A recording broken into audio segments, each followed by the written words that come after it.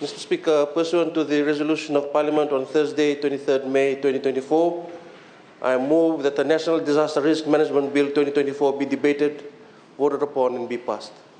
Is there a seconder? I beg to second the motion. I now call on the Honourable Minister to speak on his motion.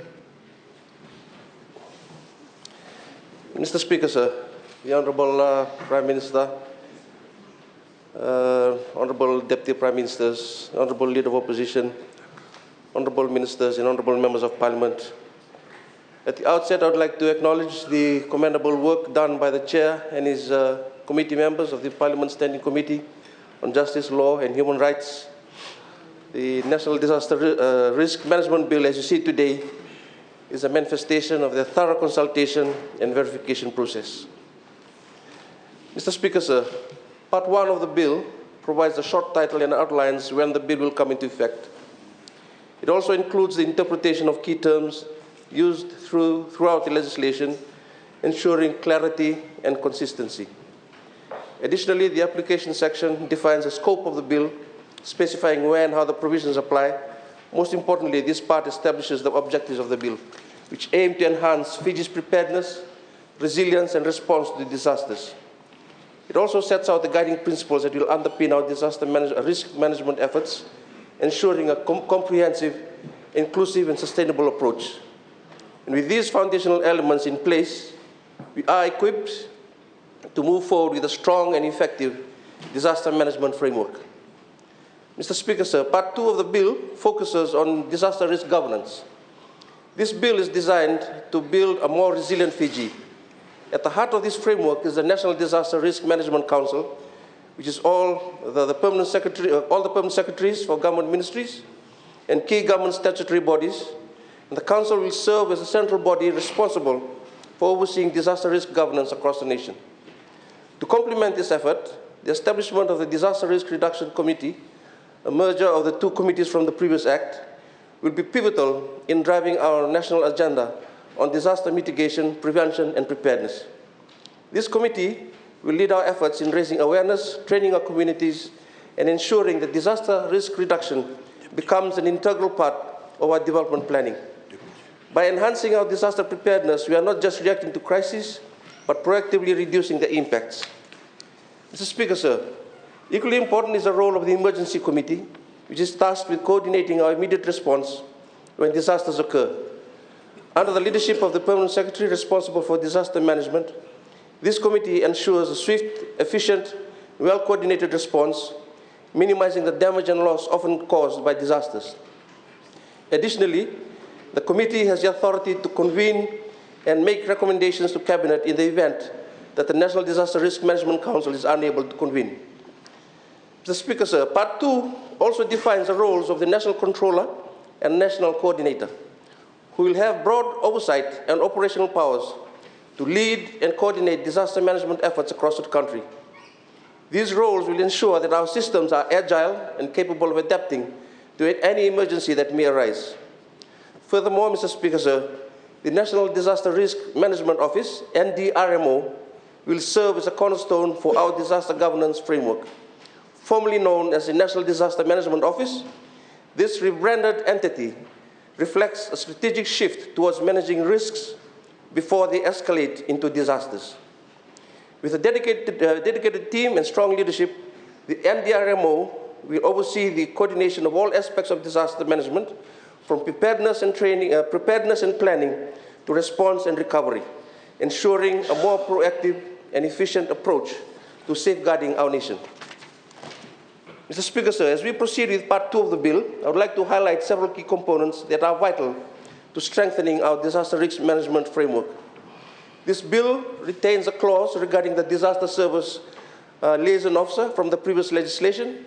This officer will play a critical role in coordinating disaster management efforts among stakeholders within their respective agencies, ensuring effective communication and collaboration during times of crisis. In addition, the establishment of the single-window international facilitation team is a critical step forward. This team will streamline and manage international assistance during disasters, ensuring that legal and logistical challenges are addressed and that aid can be received and distributed efficiently. By formalizing this process, we guarantee that international support is swiftly mobilized when needed. The establishment of the Fiji cluster system will further enhance our disaster management capacity by coordinating sector-specific responses.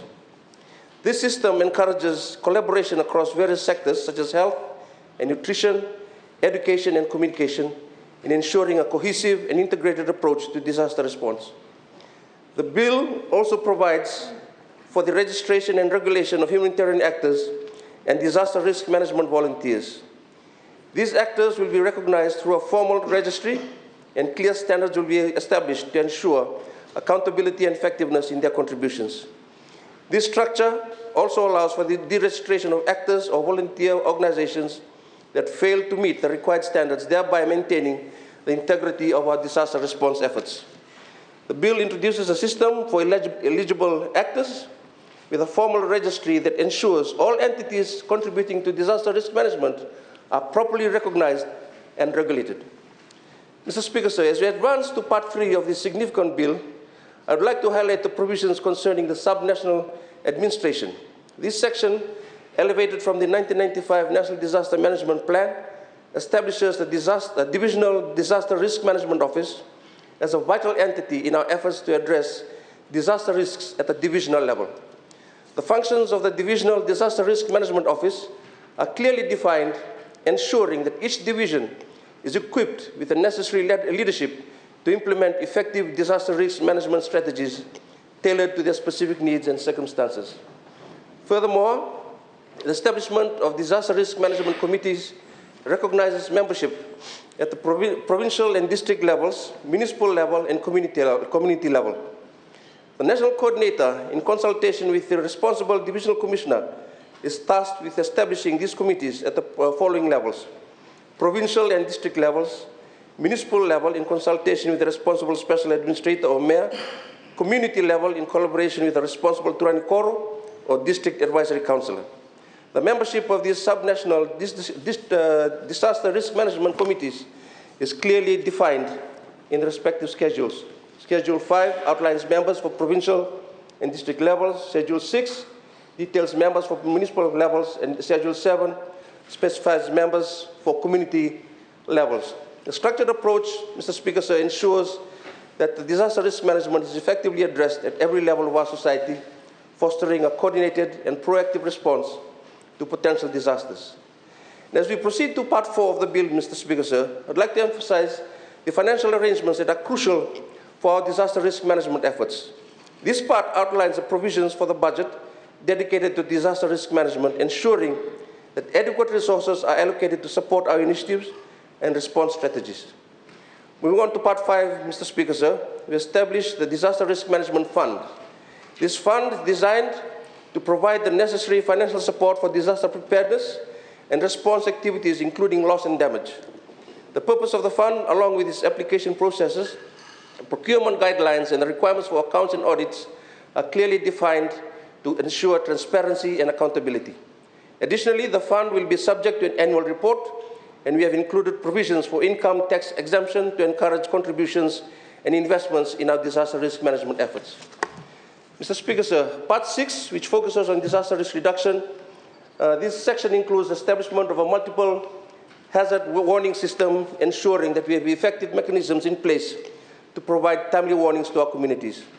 The responsibilities of the various agencies involved in issuing warnings, the arrangement of these warnings, and the communication systems that will be utilized are all outlined in this part.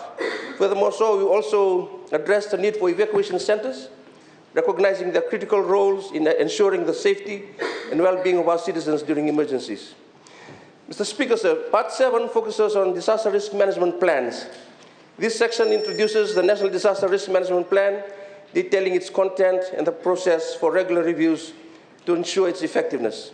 It also mandates the creation of divisional, provincial, and district disaster risk management plans. And in Part 9 of the bill, Mr. Speaker, sir, outlines the provisions regarding emergency operations, details the process for declaring national state of disaster, including public dissemination and duration.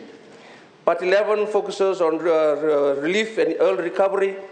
Part 12 addresses international assistance. Here we outline the processes for assessing the need for international support, making requests and coordinating efforts. It clarifies the responsibilities of assisting international actors, ensuring effective collaboration with global partners during crisis. And in Part 13, it discusses international deployment, establishing a national emergency response team tasked with mobilizing resources and expertise during emergencies. And finally, Mr. Speaker, sir, the Part 14 of the bill, I'd like to outline the miscellaneous provisions essential for the effective implementation of the National Disaster Risk Management Bill. And to conclude, Mr. Speaker, sir, this bill represents a comprehensive approach to disaster risk management, equipping our nation with the tools and frameworks necessary to effectively respond to and recover from disasters. Thank you, Vinavaliya and Dhanyavad.